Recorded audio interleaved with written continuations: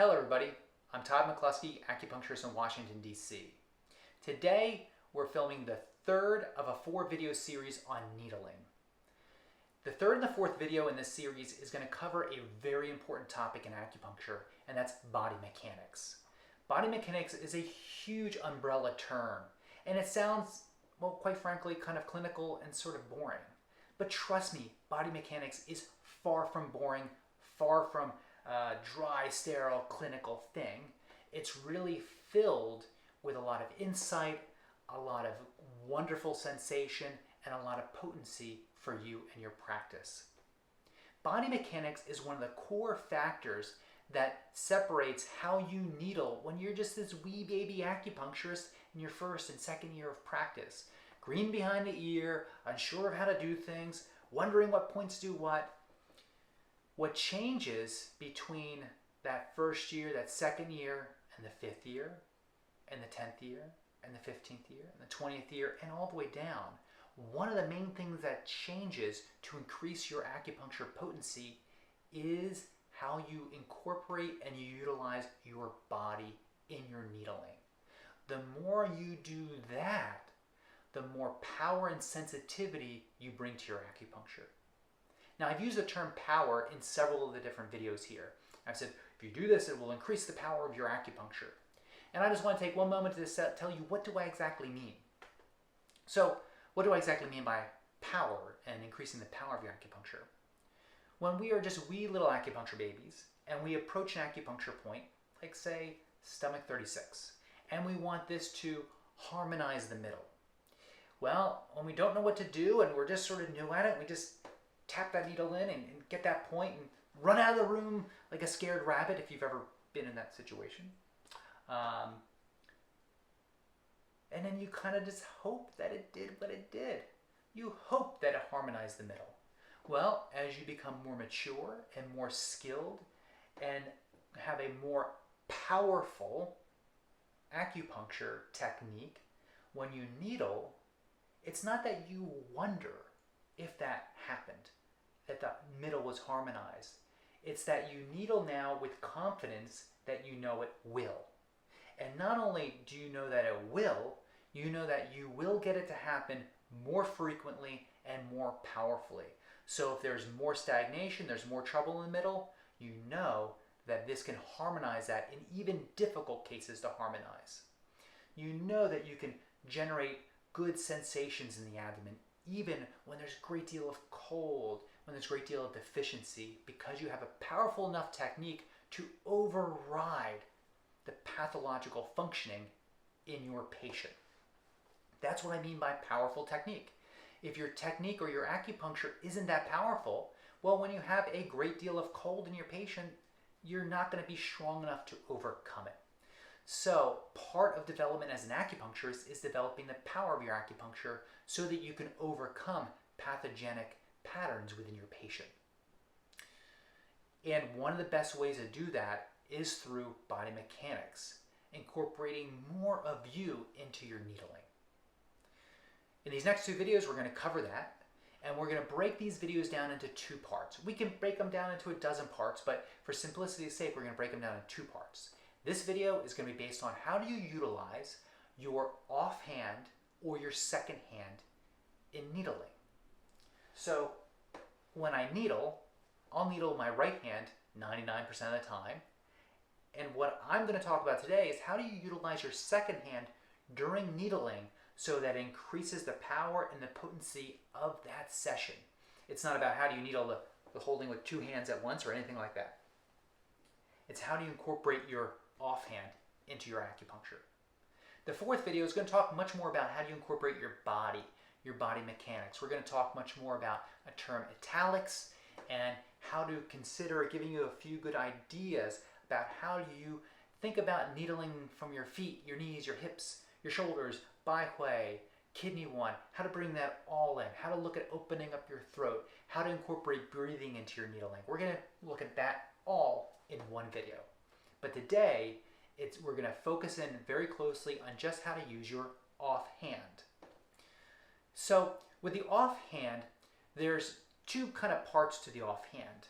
I'm going to briefly overview one, and then we're going to get behind the table and we're going to start to look at how to utilize your offhand during needling. So the two parts of utilizing your offhand is, the first one is, what do you do with this left hand before you needle? And then the other part is, well, what do you do with it after you needle? So before you needle, or as you're needling, your offhand can be very, very valuable.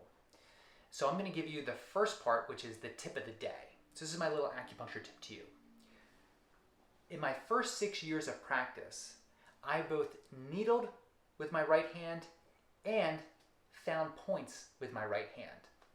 And while that worked quite often, meaning, oh, I'm looking for stomach, say, stomach 40, or I might be looking for spleen 6 or CV12, and I could palpate for CV12, find it, boom, boom, needle. Or I'm looking for spleen 6, and I'll come down and I'll go, oh, maybe I'll use my hand to measure, come down, find spleen 6, there it is, boom, needle. That worked pretty well. But when I started doing a lot more acupuncture work, and I had to go and find very difficult to find and hidden acupuncture knots, and not only find hidden acupuncture knots, but find the best place to needle an acupuncture knot, and not only the best place to needle an acupuncture knot, but the best place to go inside the acupuncture knot once I needled it in the best place to initially needle. I ran into a lot of difficulties because what I was doing was finding that acupuncture knot with my right hand, because that was what I was used to, and my right hand had more sensitivity. I'd find that acupuncture knot with my right hand, and then I'd go over and I'd get the needle with my right hand, and I'd have lost the point.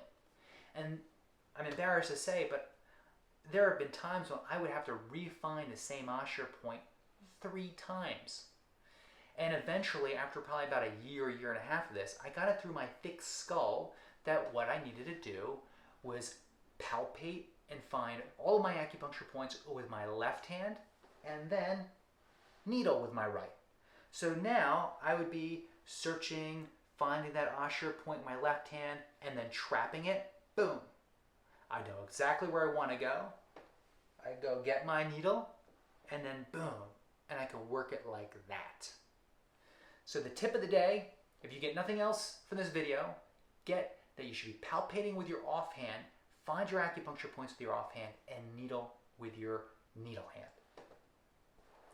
The one other thing, just for completion's sake, is that when I'm utilizing my second hand in acupuncture, prior to actually manipulating the needle, I'm often doing freehand in my practice, and I will use my second hand to assist the needling of my free hand. So, for instance, if I'm needling an area, I might pinch up the skin and make it taut and needle right through, or I might press down and do a little bit of a hook with my fingernail and needle that way. By incorporating a few of these techniques, you can really cut down on the intensity of that initial needle sensation, and quite often you cut it down to almost nothing. And sometimes you'll needle people freehand and they don't even know you did anything. Freehand requires its own other video. We're not going to go into that today, but just for completion's sake, your offhand is used very much when you're dealing with freehand needling, or else at least it can be. So now what we're going to do is go behind the table, and we're going to begin to look at how to utilize your second hand when you needle to increase the power and the potency of your acupuncture. I'm going to give you 3 different specific ways you can utilize your second hand to assist your needling in acupuncture. The thing is, you really want to think about these 3 different ways as just starting off points. These are places where you can stand from, you can practice, you can gain some skill, you can gain some experience, but what you want to do is think about these as simply starting off points.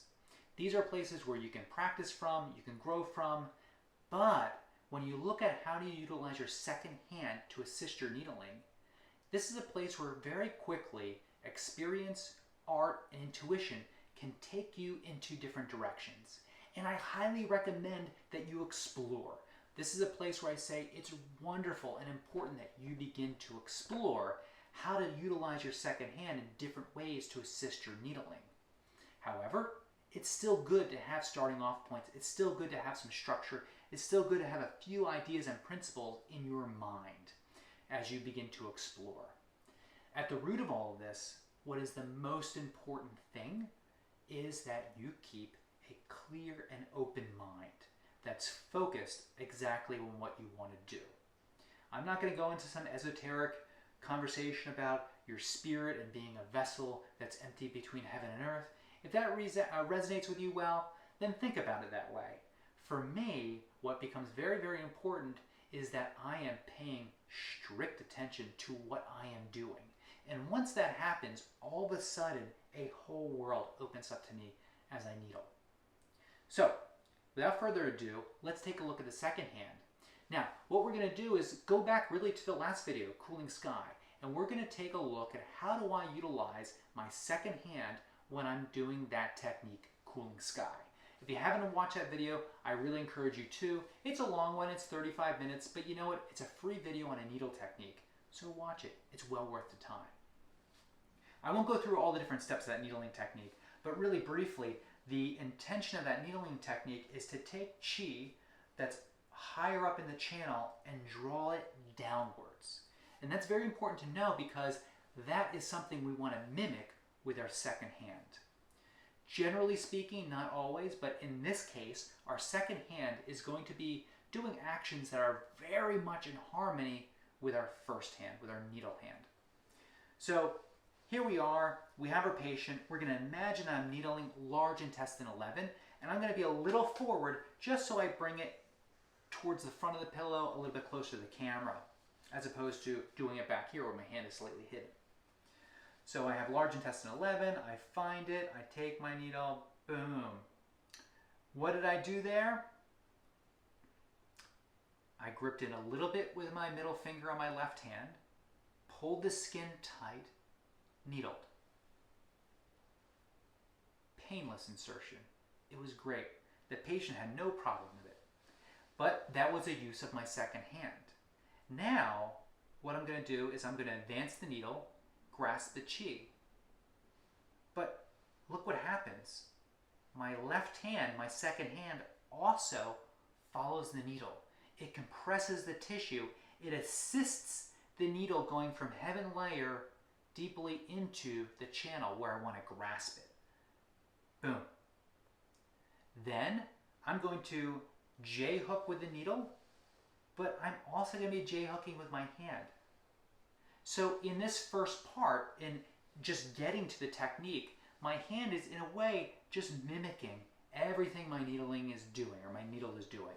And in that way, it's assisting the needle to get the job done. Boom.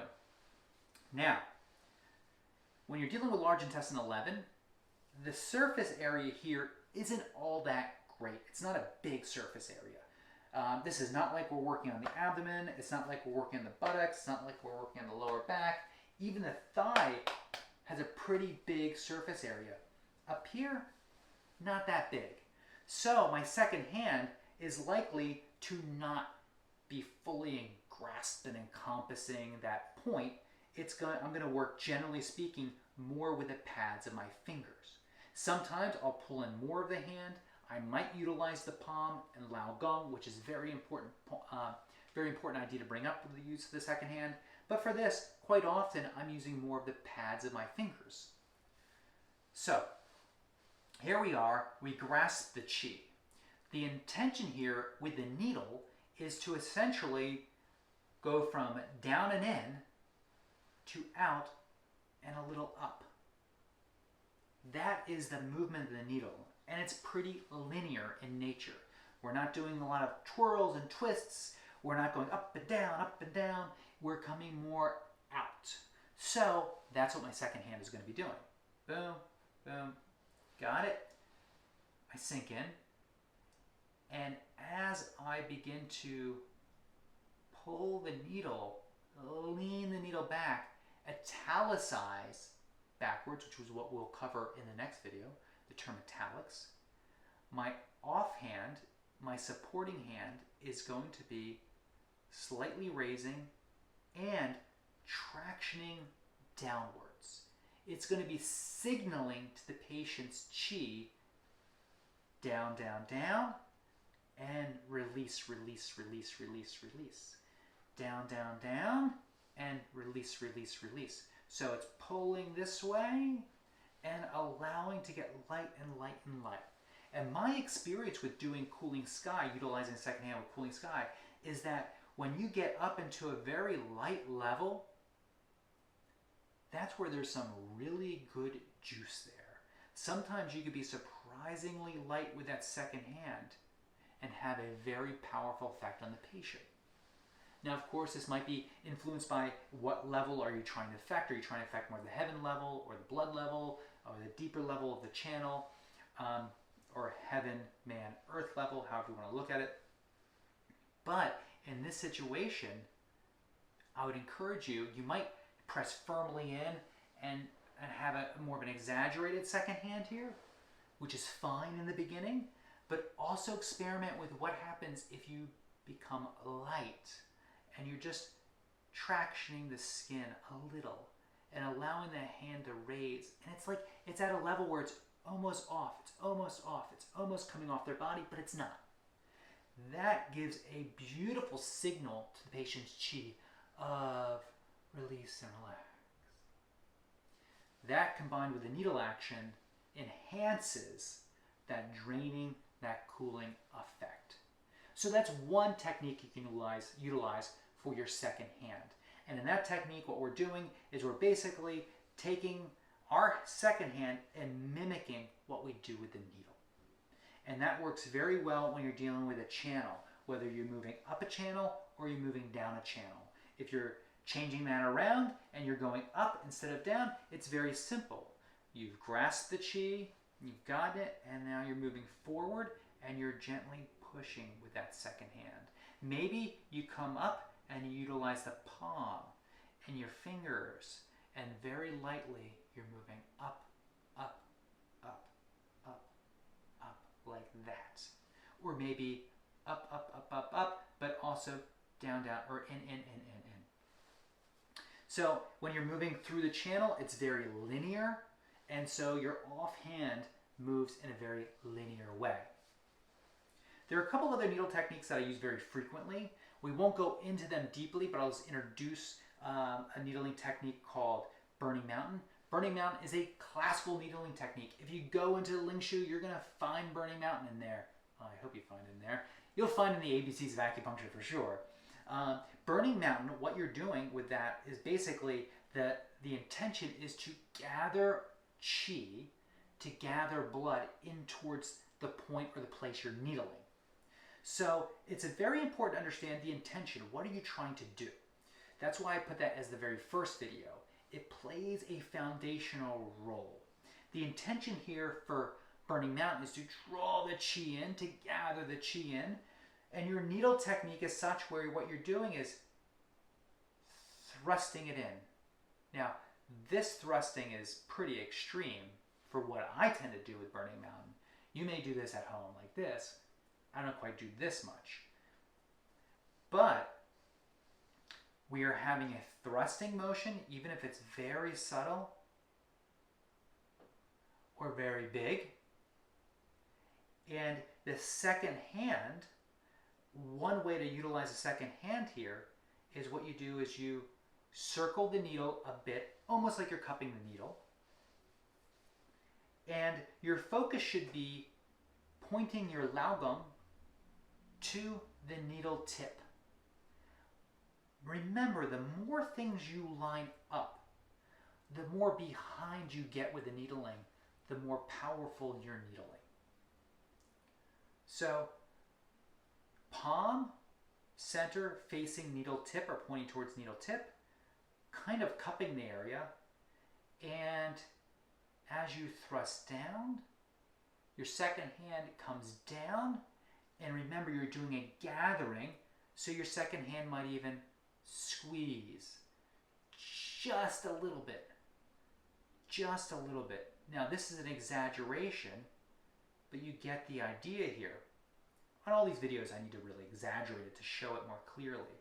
Where you're pressing down with the needle and your second hand is closing in, closing in, closing in. In real life, it might look more like this.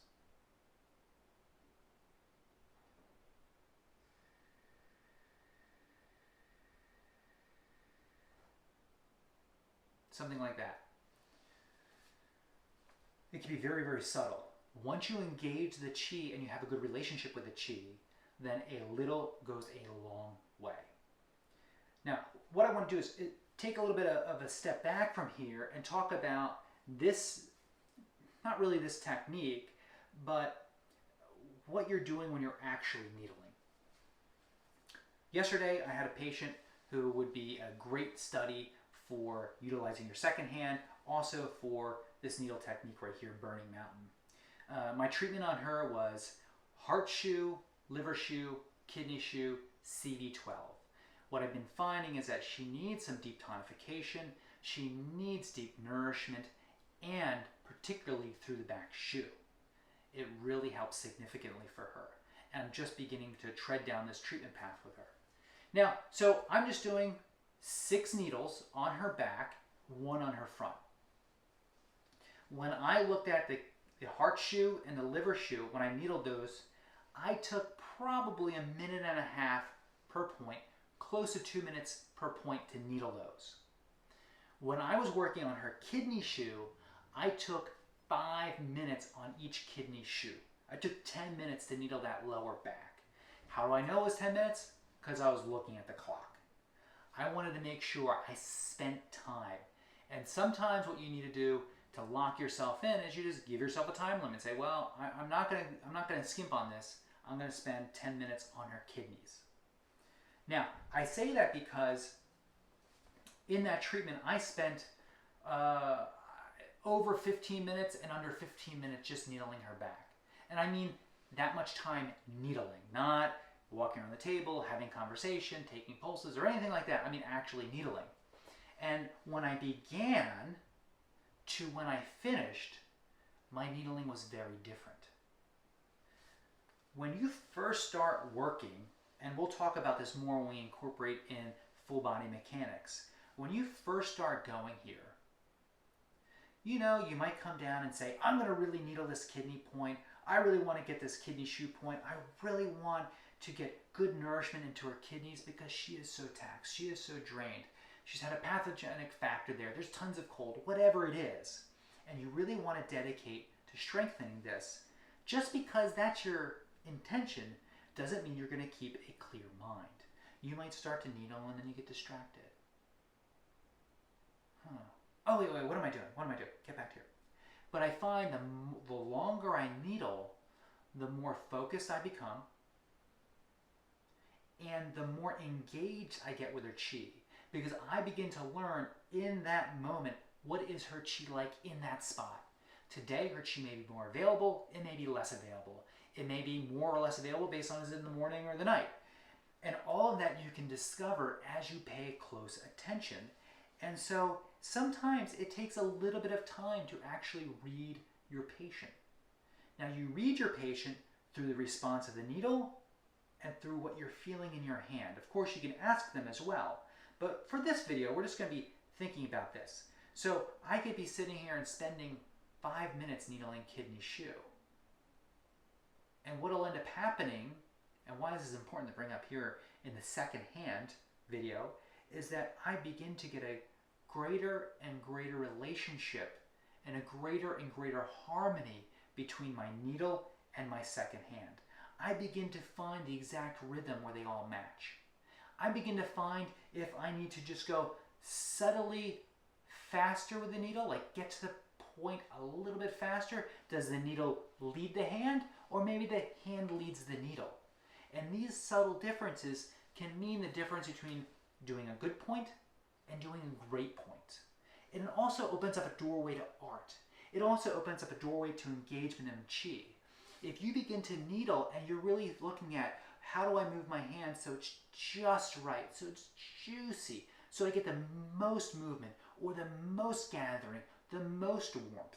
If you really begin to focus on that, what you'll do is by bringing in that second hand, you're going to increase the access to chi.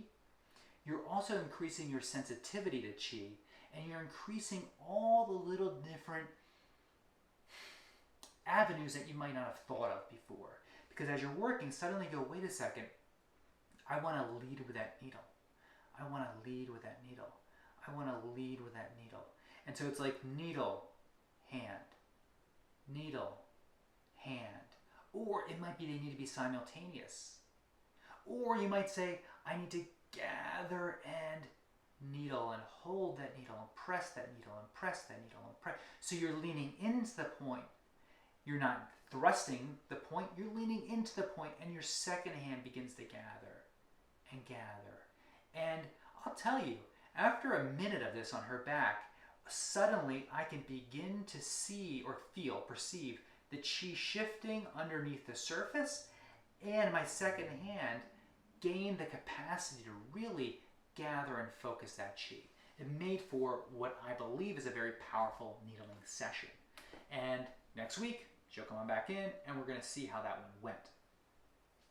But I just want to take that little time out there just to express that when you're utilizing your second hand, there is so much in that dynamic relationship between the second hand, your needle, and the patient that if you pay close attention and spend some time on that point, it doesn't have to be 5 minutes, hell, it could be 10 minutes, or it can be 1 minute or 2 minutes, that if you spend that time, suddenly doorways open up into your patient. You begin to perceive chi in a way that's absolutely palpable and absolutely meaningful to your treatments.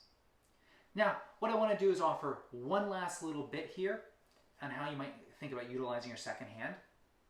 So here we are, and now let's imagine instead of the kidney shoe, we're needling maybe CV12.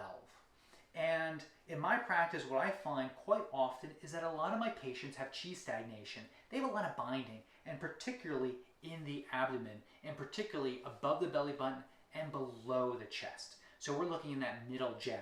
So whenever I'm needling CV12, I'm always crucially aware, is there chi stasis? I may believe there's chi stasis. I may assume there's chi stasis, but I want to know. I might even think there's no chi stasis. This person, no chi stasis at all. I'm just going to go in and tonify. But sometimes you run in and you find that the patient has a lot of chi stasis here. Now, the last technique I was showing you was gathering, gathering, gathering. But if you're working on somebody's abdomen and there's a lot of chi stasis, you might not want to gather, gather, gather. It can cause problems. I know because I've done it before. If you run into a situation where there's chi stasis, you want to break open that chi stasis. You want to get that chi to flow, and then you can begin to gather, gather, gather. Now, of course, there's always moments when you want to break that rule. Rules are meant to be broken any which way, but it's a good rule or it's a good guideline to follow. So if you want to, say, spread chi out, think about it. What would you do with your second hand if you wanted to spread chi out? I think it should come to you nearly intuitively. And what you'd want to do is spread, spread, spread. So say you're needling CV12, you needle, and the person begins to feel that chi stasis spread out. It's in there. It's like a spider web or a cobweb throughout their abdomen. And you say, oh, that's no good. Let's get rid of that. You don't want to necessarily tonify and gather into that because that can cause problems. You begin now to spread.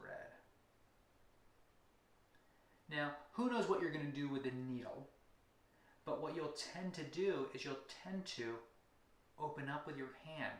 So instead of gathering in, you're spreading out.